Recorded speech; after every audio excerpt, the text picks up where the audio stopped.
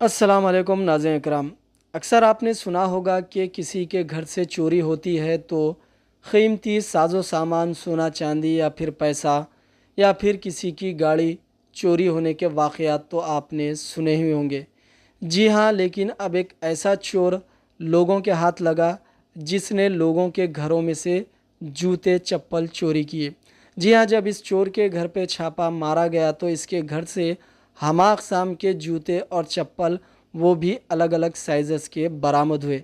आइए नाज़रीन कराम, मैं आपको इसकी तफसीलात बताता हूँ। रात के अंधेरे में घरों के सामने से जूतों की चोरी, हैदराबाद में पकड़ा गया चोर। हैदराबाद के उप्पल इलाके में पेश आने वाले एक हैरत अंगेज़ वाक़ये ने सबको चौंका दिया है, जहां एक मुश्तबा चोर के घर से सैकड़ों जूतों के जोड़े बरामद हुए। उप्पल की एक कॉलोनी के रिहायशी कई दिनों से परेशान थे, क्योंकि उनके घरों के सामने से जूते पुरअसरार तौर पर गायब हो रहे थे।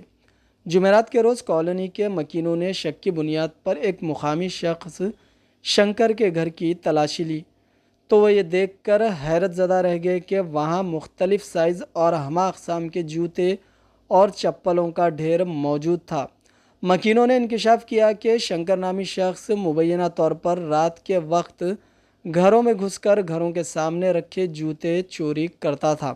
जब चोर के घर की मज़ीद तलाशी ली गई तो सैकड़ों चोरी शुदा जूते बरामद हुए, जिसके बाद मकीनों ने फौरी तौर पर इस चोर को पुलिस के हवाले कर दिया। दिलचस्प बात यह है कि चंद रोज़ कबल इसी चोर की बीवी को नशे की हालत में पुलिस एहलकारों को गालियां देने पर गिरफ्तार किया गया था। यह वाक़या उप्पल के शहरियों के लिए किसी मुअम्मा से कम नहीं था और पुलिस अब इस केस की मज़ीद तहकीक़ात कर रही है, ताकि मालूम हो सके कि चोर के पीछे असल मकासद क्या थे और वो जूते कहाँ इस्तेमाल करता था। చెప్పులు దొంగతనం చేసి దొంగతనం కాకూడదు.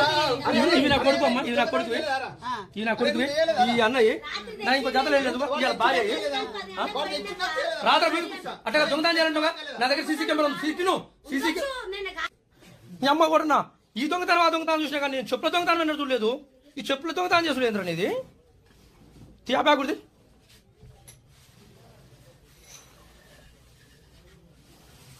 నైట్ ఎక్కడ తెచ్చినా, నైట్ తెచ్చినా ఎక్కడ పెట్టినా పార్టీ చెప్పు. అందులో లేవు ఇంకా